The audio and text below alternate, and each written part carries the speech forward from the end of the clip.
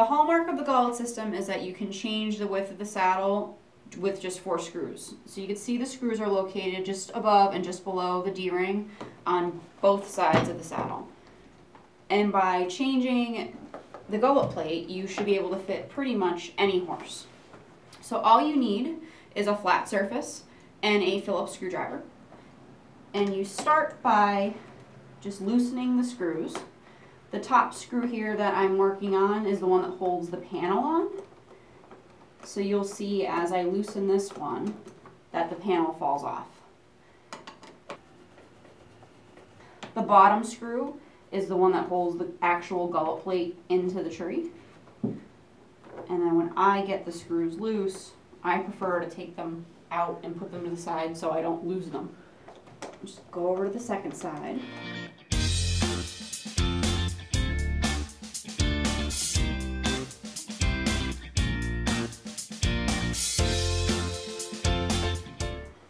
Then I find it easier to just flip the saddle over. You slide the panel away. So the tree point here fits into this pocket, so it's more like a pulling motion like this. And you slide this one away as well. Then you'll see that there's a little flap here, and this just covers the gullet. And it's stuck on these 2 little pins. So all you do is take the edge and pull to free the flap, and there's the gullet. So all you do is pull. This is the purple medium plate, and in this case we're putting in a medium wide. So you just snap the new plate in place. For me, I find it easiest to just go to the top side here and start the screw on each side. I don't tighten it right away, but this just keeps it from slipping out of place while I'm buttoning up the rest of the saddle.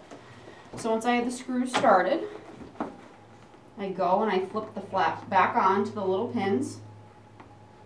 And if you have problems getting it on, like if it's a newer saddle, this one's obviously used, you could even take like the tip of the screwdriver into the hole and pop it over the pin that way. So once you have the flap covered, you're ready to put the tree points back in the pocket. You want to make sure you get it in the pocket here and not just behind the sweat flap.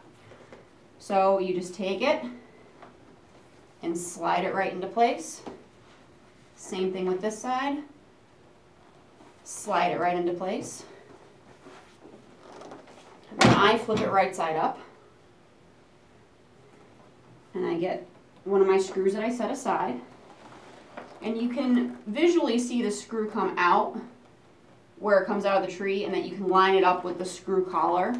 You want to make sure that you don't cross thread them. And once I have the panel on the one side, I go ahead and I tighten the gullet plate screw all the way.